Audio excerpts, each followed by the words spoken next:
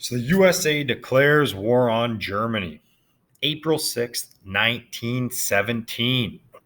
Then US President Woodrow Wilson, WW.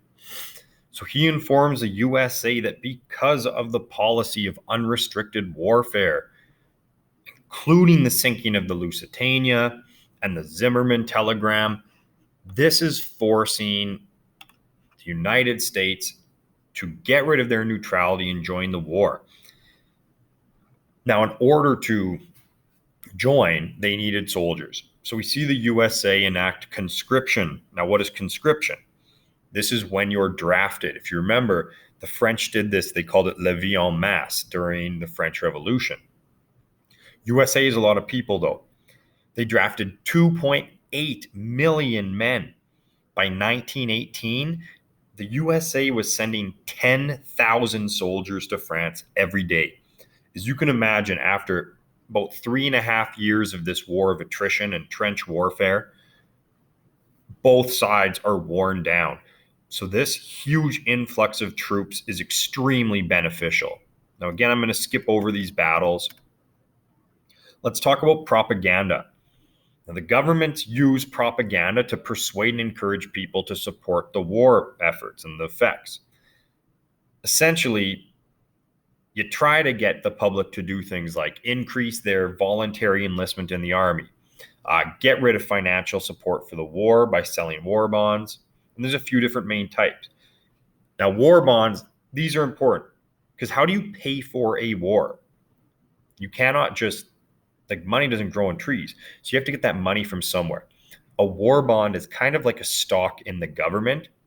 You have a set interest rate that you're going to gain on your investment, and it's quite stable. Like, you can count on the government paying it back. So people bought these war bonds, which gave the government money. So the citizens are getting something out of this too. So the main types of propaganda that were used, well, they did stuff for recruitment, war funding, anti-enemy, practical advice, morale boosting. Here's a couple posters that demonstrate this. Now, one thing you might be able to draw a parallel to is that during the coronavirus outbreak, we're starting to see people hoarding food or maybe rationing. So we see similar things. Now, the impact on women. Women modeled for propaganda posters. They also took over many jobs on the home front. If you have millions of young men that are gone off to work, you need somebody to do that. So by 1918, over 7 million women in the British Empire are working. All sorts of jobs. They're also earning the same pay as men. They're working long days, though, 12 hours, maybe one day off every few weeks.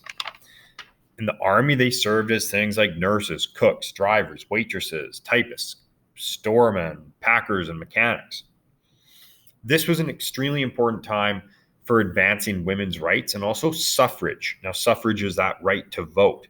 So we see that with women taking on these roles, they actually start to gain more rights as well. It's very significant for the women's rights movement.